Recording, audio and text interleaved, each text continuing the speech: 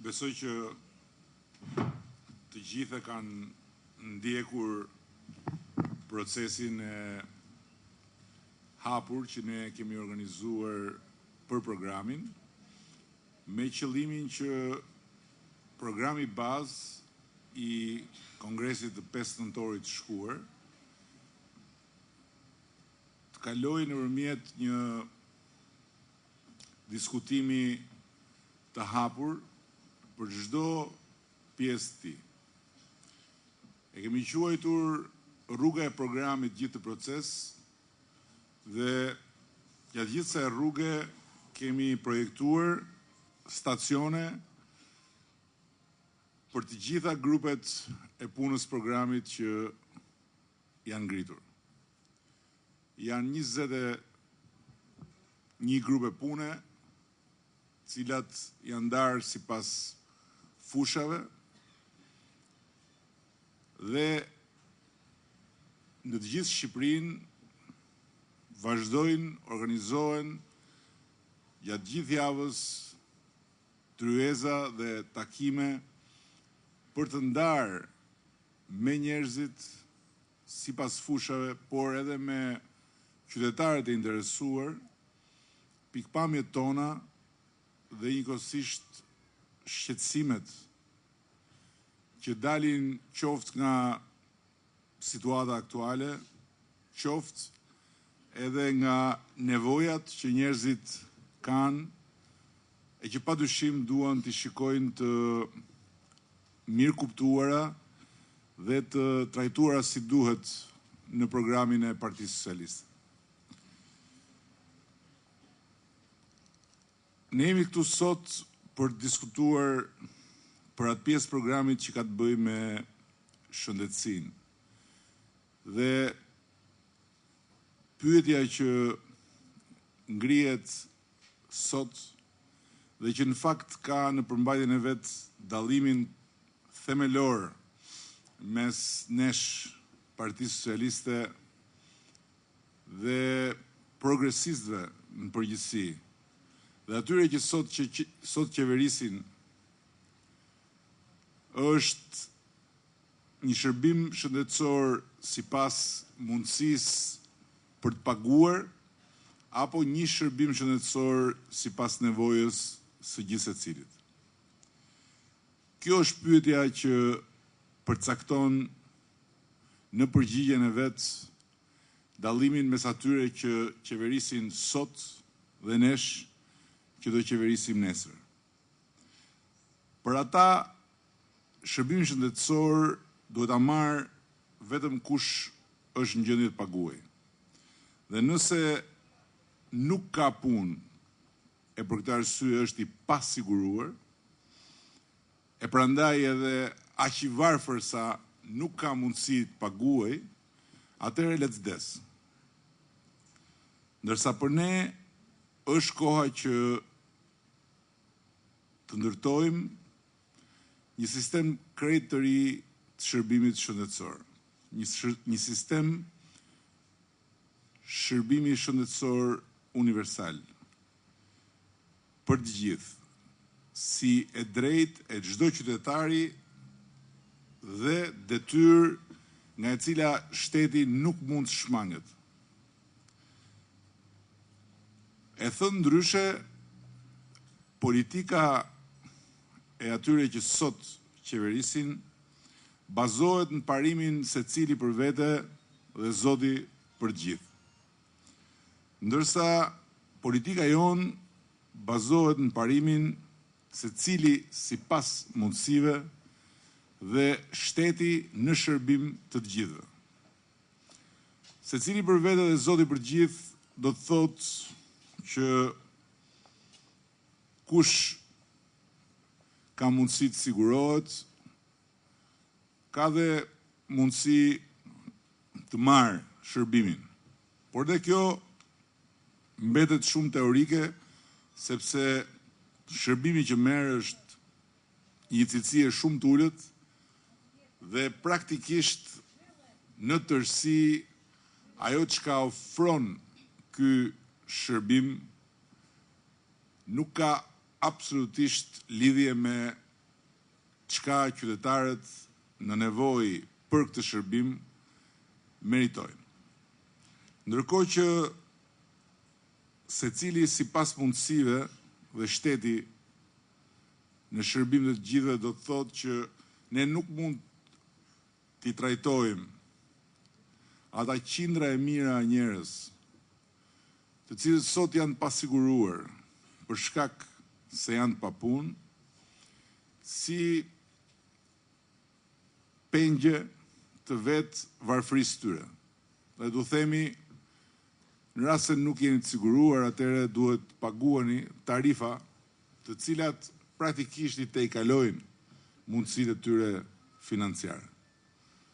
Shërbimi shëndetësor universal është një sistem i cili e bën të mundur që shteti ta blej shërbimin për të gjithë dhe pastaj t'u ofrojë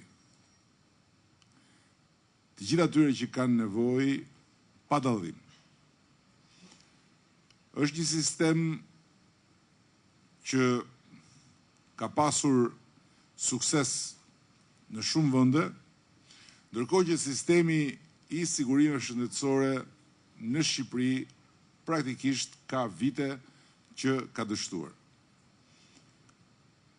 Çka ne duhet të bëjmë është që të themelojmë shërbimin kombëtar shëndetësor. Një strukturë tërësisht e re që do të bëjë të mundur transformimin e sistemit shëndetësor dhe dhënien e shërbimit mbi parimin e politikës son shëndetësore. Nuk dua të flas gjatë për gjërat që nuk shkojnë në sistemin shëndetësor, sepse këtu ka shumë njerëz sistemit që i dinë këto gjëra më mirë dhe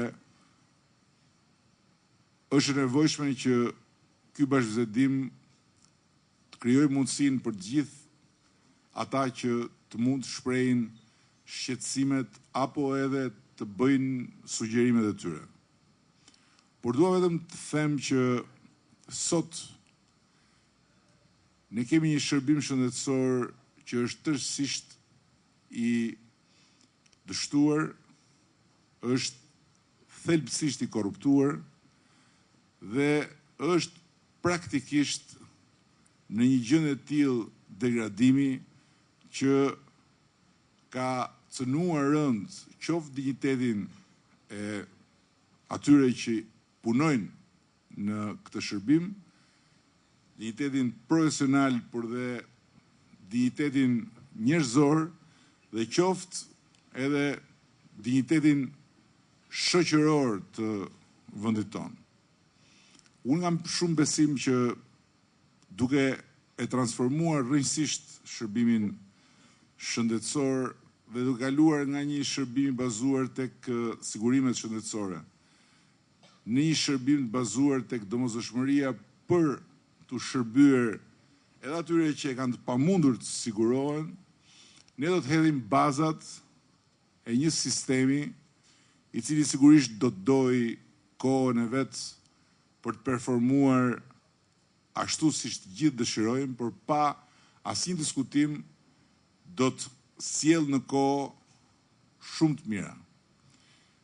Do të sjell në kohë të mirën që njerëzit do të shërbehen denjësisht, por edhe të mirën e madhe që vetë shoqëria jonë do të shohë të rivendosur dinjitetin e vet në raport me njerëzit e smur, në raport me njerëzit në nevojë për shërbim shëndetësor, në raport me njerëzit që sot ndjehen realisht të abuzuar sapo ka përcejnë pragun e spitalit apo të ambulancës. Sigurisht ka shumë detaje për të diskutuar. Ky nuk është ende një program i detajuar, por është një bazë shumë e mirë për ta zhvilluar më tej në çdo detaj. Qëllimi ynë është që në fund të kësaj rruge dhe përpara zgjedhjeve të ardhshme ne të kemi një plan shumë detajuar për të gjitha fushat që mbulon programi qeverisës dhe të jemi në gjendje t'u themi njerëzve eksaktësisht se cili është plani ynë, ku do të ndërhyjmë, si do të ndërhyjmë dhe në sa kohë ne presim rezultatet e para nga ndërhyrja jonë në çdo sektor. Jam i bindur që 4 vjet të një mandati qeverisës janë të pamjaftueshëm për të transformuar rrënjësisht nga hyrpamja e funksionimit në çdo pjesë të vetën shërbimit shëndetësor shqiptar. Por jam i bindur njëkohësisht që 4 vjet janë plotësisht mjaftueshëm për të parë frytet e para të këtij transformimi. Është e sigurt që kështu nuk vazhdohet më. Është e sigurt që ky sistem shëndetësor që kemi sot sjell vetëm degradim dhe demoralizim të vazhdueshëm, rënim të mëtejshëm për të gjithë sektorin dhe padyshim edhe për moralin shoqëror. Ashtu sikundër jam i bindur që politika që kemi zgjedhur, e cila është një politikë radikale në raport me situatën e sotme, është një terapi shumë e fortë, por padyshim e suksesshme për të ndërhyrë dhe për ta operuar gjithë sistemin duke bërë të mundur që ai të ngrihet në këmbë dhe të jetë në gjendje të shërbejë denjësisht qytetarëve. Faleminderit.